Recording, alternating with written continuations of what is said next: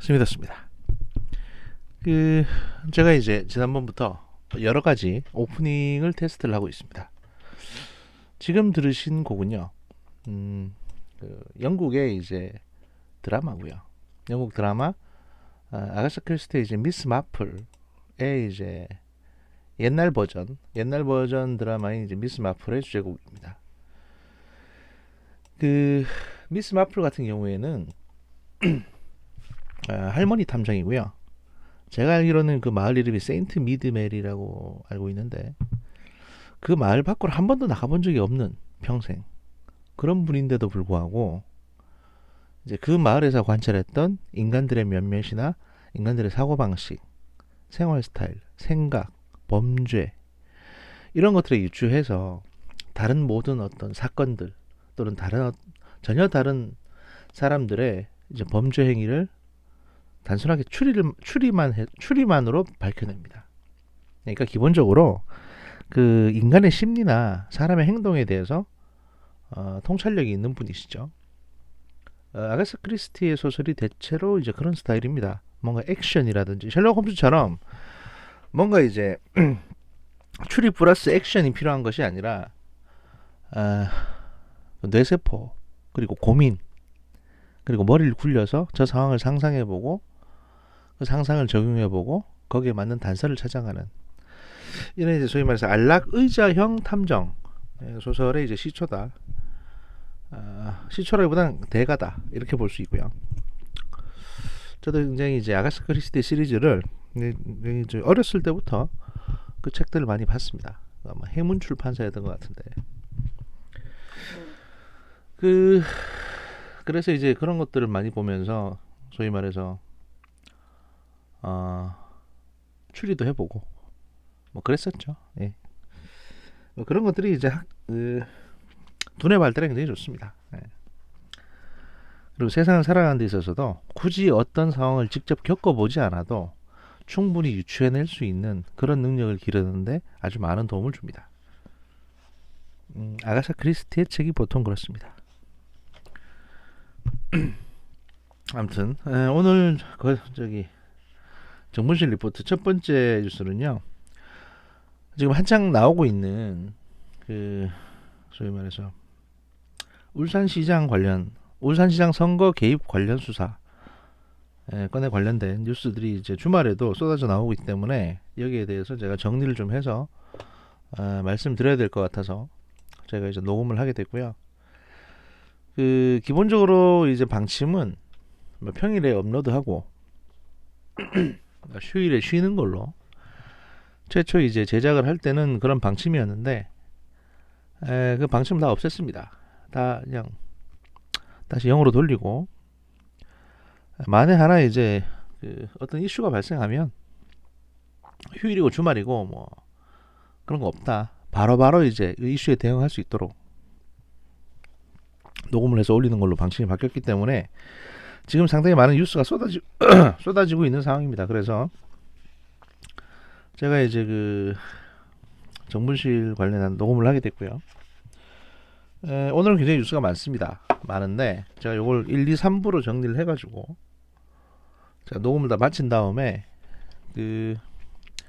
순차적으로 이제 주말 동안 업로드를 할 예정이고요.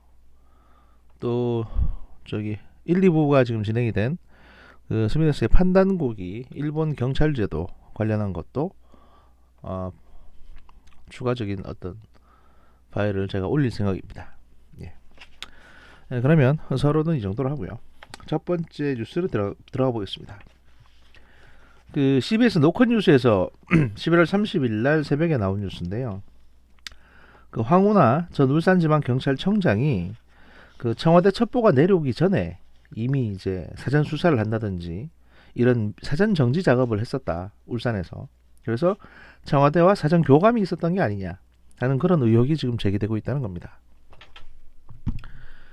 뉴스에 따르면 황운하 전 울산지방경찰청장이 울산청에 부임한 뒤부터 김기현 전 울산시장을 수사하기 위한 사전 작업을 다각도로 진행해온 정황이 파악됐다고 합니다. 부임하자마자 수면 아래에 있던 김 전 시장의 사건을 문의하면서 석연찮은 이유로 수사팀 물갈이를 강행을 했고 경찰청으로부터 사건을 내려받기도 전에 주요 인물들을 참고인으로 조사를 했다고 합니다. 그러니까 민정수석실 첩보가 경찰에 이첩되기에 앞서 청와대와 황 청장이 사전 교감을 나눈 게 아니냐는 의혹이 이제 제기되는 겁니다. 사실 이거는 뭐 상식적으로 생각해봐도 사전에 충분히 이런 조율이 있었을 가능성이 높죠. 솔직히 말씀드리면 그게 없을 거라고 생각하는 거는 사실 굉장히 순진한 거고요. 근데 거기에 대한 반증들을 제가 쭉쭉 설명을 해드리겠습니다. 그 울산지방경찰청에서는 그 김 전 시장 측근에 대한 민원과 고소고발이 이미 수년 전부터 접수된 상태였다고 합니다. 이게 한두 해 된 게 아니고 이 수사 자체는 이제 2017년에 진행이 됐는데 사실 사건 자체는 2014년부터 이 민원들이 있었거든요. 근데 그 민원이 대부분 다 이제 한 사람이 넣었던 거였습니다. 한 사람이. 그 건설업자 인터뷰도 뒤에 보면 나옵니다. 그 울산지방경찰청 지능범죄수사대에서는 이제 대부분의 민원이 범죄 혐의점이 없다고 판단을 해서 일부는 내사를 종결했고요. 나머지 고소고발 사건도 뭐 불기소 의견을 달아가지고 검찰에 이제 넘겼었습니다. 때문에 당시 이제 그 지능범죄수사대 팀장은 그 범죄 혐의를 포착해서까지 진행할 만한 사건은 없다는 취지로 그 황운하 청장한테 이제 보고를 했다고 합니다. 그러자 이 황 청장이 허위 보고를 했다며 이들을 포함한 지주대 경찰관 3, 4명을 수사팀에서 내쫓았다는 겁니다.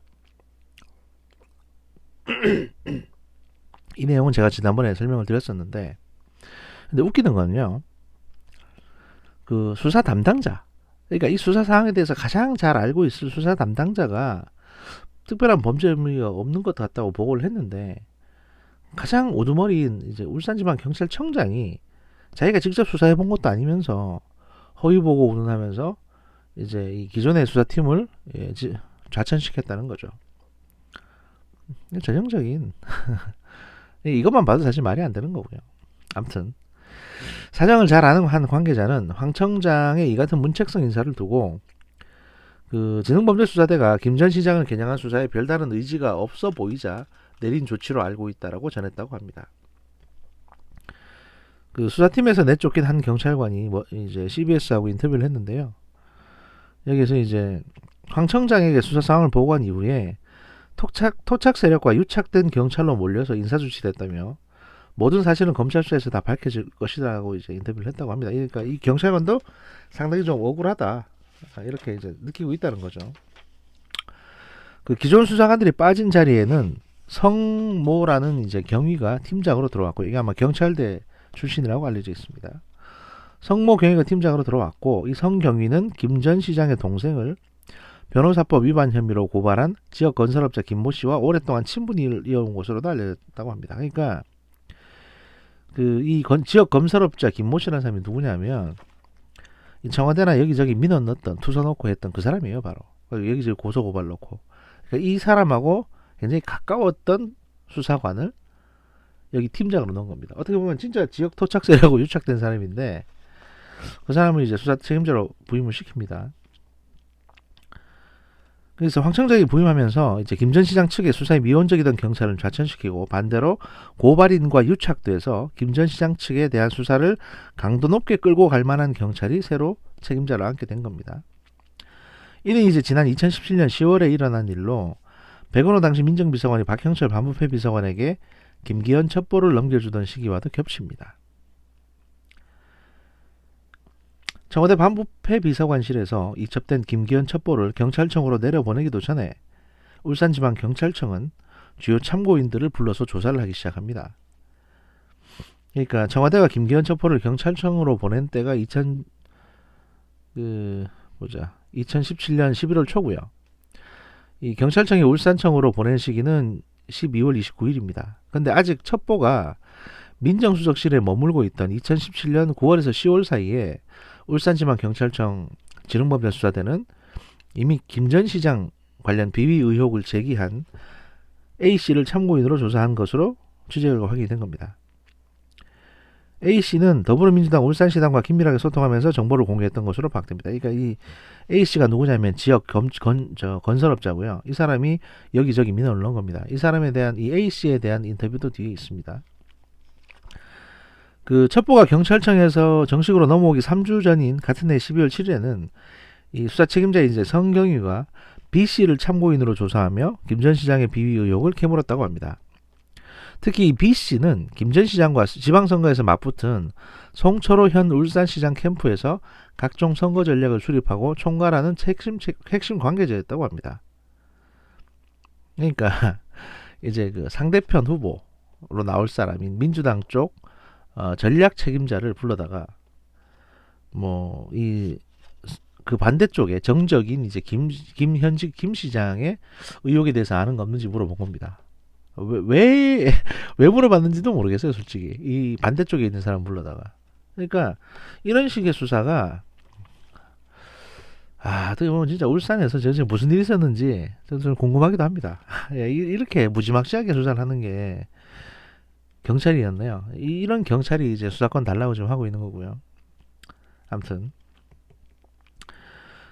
이렇게 이제 수사팀을 물갈이하고 미리 참고인 조사까지 벌이는 등 사전 준비가 진행된 상황에서 울산지방경찰청은 청와대에서 내려온 김기현 울산시장 관련 첩보를 경찰청으로부터 하달받아 본격적인 수사를 착수했습니다.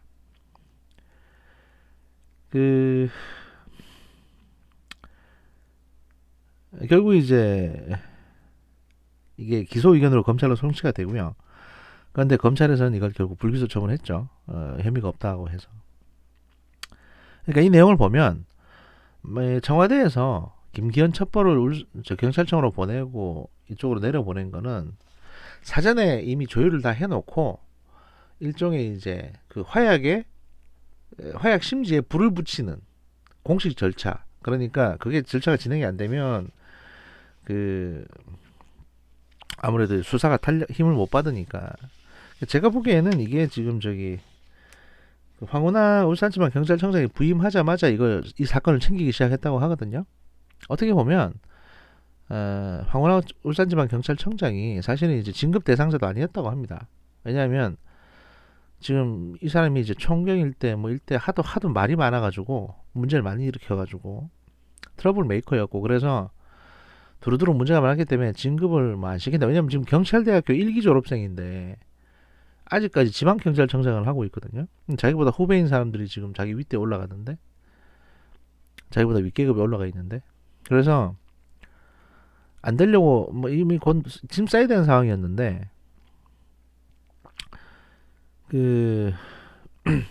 이건 제 내피셜입니다만 이 수사를 하겠다, 자기를 울산으로 보내주면 승진시켜가지고 이 수사를 하겠다라고 약속을 한 게 아닌가, 청와대 쪽하고.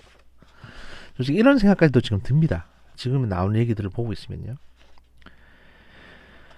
일각에서는 이제 이 같은 울산지방경찰청의 행보에 비춰봤을 때 황운하 청장이 김 전 시장의 수사를 위해 첩보 하달 전부터 미리 청와대와 교감하며 판을 짠 게 아니냐는 의심의 눈초리가 짙다고 합니다. 다음은 이제 황운하 청장의 인터뷰인데요. 황 청장 같은 경우에는 내가 이제 울산청에 부임하자마자 토착 비리를 척결하도록 주문했다. 그런데 이제 지능범죄수사대에서 나한테 허위보고를 하더라. 그래서 이제 이거 수사 책임자 교체하고 좀 더 세밀하게 검토해보라고 했고 수사해보라고 했다. 그리고 첩보를 하달받기 전부터 참고인 조사를 한 이유에 대해서는 그건 나는 나하고는 모르는 일이다. 난 거기에 대해서는 모르겠다. 아는 바 없다. 이렇게 얘기했다고 하고요. 그러면서 이제 김 전 시장의 비서실장이 비리를 저지르고 있다는 풍문이 당시에 파다했다. 참고인 조사를 한지 모르지만 지능범죄수사대가 그걸 알아보기 위해서 여러 사람을 만나 첩보 수집 활동을 하는 건 당연히 정상적인 일 아니냐고 반문을 했다는 겁니다. 기자한테. 근데 이 지능범죄수사대는 첩보 수집을 한 게 아니라 소환을 해가지고 정식으로 사건 보고서를 썼습니다. 소문만 가지고. 그러니까 이제 이 황운하 청장이 지금 거짓말을 하고 있는 겁니다. 실제 지금 조사된 상황과는 다른 거짓말을 벌써부터 하고 있는 거고요. 경찰이 기소 의견으로 넘긴 김 전 시장 동생과 비서실장은 검찰에서 모두 무혐의 처분을 받았고요. 반면 이제 이 수사 책임자로 새로 임명됐다는 경찰대 출신의 성경위는 지금 구속돼서 재판에 넘겨져 있습니다. 뭐냐면 김 전 시장 주변 수사를 진행하면서 김 전 시장 비서실장의 형을 협박하고 건설업자 김 씨에게 이 수사를 처음에 이제 민원을 넣었던 사람이죠. 이 김 씨에게 수사 내용을 누설한 혐의로 이제 구속이 돼가지고 재판에 넘겨졌습니다. 구속 기소가 된 거죠. 그러니까. 그래서 이 성경이라는 사람은 지금 재판을 받은 상황이다. 구속이 됐으니까 직위해제 당한 거고요. 범죄를 저질렀기 때문에 그렇습니다. 그러니까 수사 책임자가 지금 범죄자의 신분이 돼 있는 겁니다. 지금 겉으로 나와 있는 뉴스보다 사실 지금 울산 지역의 현장 상황을 볼 때 더 난장판처럼 보입니다. 그 건설업자 김 씨의 인터뷰가 있습니다. 이게 이제 CBS하고 인터뷰를 한 것 같은데요. 10월 30일 날 이 건설업자 김 씨라는 사람이 무슨 내용을 얘기를 했냐면, 보통 이 인터뷰를 들어보면 인터뷰 내용, 이 사람이 하는 얘기를 쭉 들어보면 이 사람의 정신 상태, 그리고 이 사람이 믿을 만한 사람인지 아닌지를 알 수 있게 됩니다. 제가 쭉 소개를 해드리겠습니다. 11월 30일 날 새벽 3시에 올라온 뉴스인데요. 건설업자 김 씨, 억울하니 수사 잘 해달라는 진정 수준의 투서였다 라고 얘기를 합니다. 제목이 그렇습니다. 2017년 김기현 당시 울산시장 관련 투서를 만든 것으로 알려진 건설업자 김모 씨가 29일 본지 인터뷰에 응했다. 그는 투서 형식으로 만든 문건을 청와대 민정수석실뿐만 아니라 민주당에도 보냈다고 말했다. 민주당에 보낸 이유에 대해 박범계 의원이 위원장이던 민주당 적폐청산위원회에서 대대적으로 이런 사안을 처리한다고 해서 거기로도 보냈다고 했습니다. 그는 지난해 사기 등의 혐의로 구속 기소됐으나 구속 만료로 석방돼 현재 불구속 상태에서 재판을 받고 있다. 그러니까 이 사람은 사기 범죄도 저지른 사람이네요. 아무튼 기자가 물어봅니다. 투서를 누구에게 전달했나? 이 건설업자 김 씨가 답합니다. 2017년 문재인 정권으로 바뀐 후 우편으로 보낸 것으로 기억한다. 청와대 비서실장에게도 보냈다. 이전 정권 때부터 수년째 같은 투서를 청와대와 경찰 등 여러 곳에 보냈다. 2014년 11월 울산시 도시계획위원회에서 한 아파트 건설의 인허가를 승인한 후였다. 김 전 시장의 형이 개입한 건설업체가 추진한 아파트다. 그러니까 이 사건 때문에, 2014년에 이 사건 때문에 이 사람은 계속 여기저기 투서를 보내고 있었던 겁니다. 박근혜 정부 때도 보냈고요. 투서 내용은 무엇입니까? 라고 기자가 물어보니까 이 건설업자 김씨, 이 사단을 만든 건설업자 김씨가 얘기합니다. 민원인이 억울할 때 수사를 잘해달라고 넣은 진정 같은 거였다. 무슨 법 위반인지 어떤 부분이 죄가 되는지는 잘 몰랐다. 억울해서 관련 내용을 자세히 적었다. 저는 10년간 아파트 건설에 수백억 원을 투자했다. 그러나 결국 착공이 안 됐다. 매입한 부지에서 문화재가 발견돼 발굴조사에 들어가는 등 울산시에서 인허가에 수년을 끌었다. 그 사이 경기가 어려워져 부지가 헐값에 공매로 넘어갔다. 그 땅을 사들인 경쟁업체가 돌연 인허가를 따더니 아파트를 지었다. 알고 보니 그 업체는 김 전 시장 형이 관여한 곳이었다. 형 때문에 그 업체가 사업을 딴 것 같아서 수사를 해달라고 했다. 그러니까 배 아프셨네요. 본인은 사업을 망했는데 그 땅에다 다른 사람이 건물을 지니까 배가 아프셔서 투서를 했다는 겁니다. 이건 제 해석이고요. 그래서 기자가 다시 물어봅니다. 불법이 있었다는 건가요? 라고 물어봅니다. 그랬더니 이 건설업체 김 씨가 얘기합니다. 제가 추진할 땐 수년간 허가를 끌더니 형이 관여한 업체는 4개월 만에 허가를 얻었다. 울산시 공무원들이 문화재 발굴 조사도 제대로 안 하고 허가를 내줬다는 얘기가 있었다. 이상했다. 울산 경찰에 2014년부터 17년까지 수차례 고소를 넣었으나 수사가 진척될 기미가 없었다. 그래서 수사를 잘 해달라고 진정서를 보낸 것이다. 이제 기자가 여기에 대해서 팩트 체크를 하는데요. 김 전 시장의 형은 이와 관련한 혐의에 대해 경찰 수사 단계에서 무혐의 처분을 받은 것으로 확인됐습니다. 그러니까 경찰 수사에서도 이 아파트 건설이 김 전 시장의 형하고는 아무 상관이 없는 걸로 밝혀진 겁니다. 그래서 기자가 다시 물어봅니다. 김 전 시장과 측근을 고소했는데 라고 물어봅니다. 그랬더니 이제 이 사람이 뭐랬냐 하면 저는 2014년부터 17년까지 저의 고소를 무시한 경찰 때문에 피해를 봤다. 황 청장이 부임한 2017년 이후에는 황 청장이 일으킨 김기현 수사에 얽혀 검찰 수사를 받으면서 또 피해를 봤다. 제 사업을 잘해보려다 억울한 피해를 수년째 당한 것이다. 라고 답을 합니다. 이게 인터뷰 끝입니다.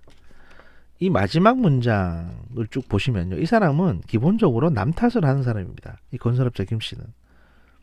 그러니까 경찰 본인이 이렇게 쭉 고소를 했는데 내 고소를 무시해서 난 피해를 받고 그다음에 황운하 청장이 그래 그 고소 응해가지고 조사해봤는데 별 문제가 조사해가지고 검찰로 넘겼는데 검찰에서 보니까 무혐의가 됐다. 그래서 검찰이 지금 여기에 대해서 다시 수사를 하고 있는데 본인이 투서한 투서 때문에 벌어진 일인데도 불구하고 이 건설업자 김 씨는 검찰이든 경찰이든 다 수사하니까 내가 의심스러워서 뭔가를 의문 제기했는데 수사 때문에 나만 손해보고 있다는 식으로 얘기를 합니다.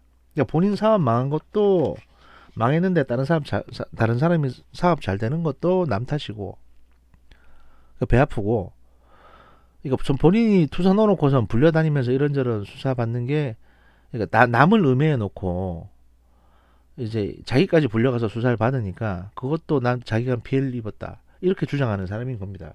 이 55세 먹은 울산 지역에서 토착 건설업자 김모 씨는요.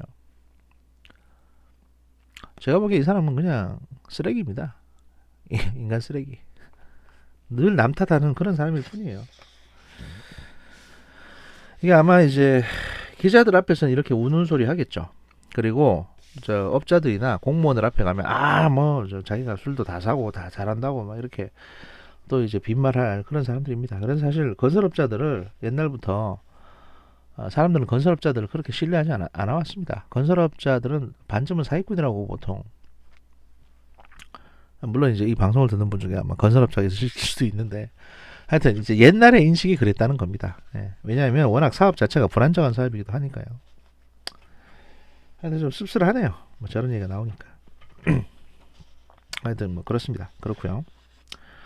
요 두 건 일단 말씀드리고 제가 지금 이 황운하 건만 해도 내용이 상당히 길게 남아 있는데 지금 일단 23분이니까 일단은 여기서 1부를 마치겠습니다. 그리고 2부, 3부, 4부 쭉 진행되는 거는 오늘 하루에 다 연결된 부분들이기 때문에 특집으로 쭉 올리겠습니다. 2부에서 뵙겠습니다. 2부는 별도의 오프닝은 없습니다. 감사합니다.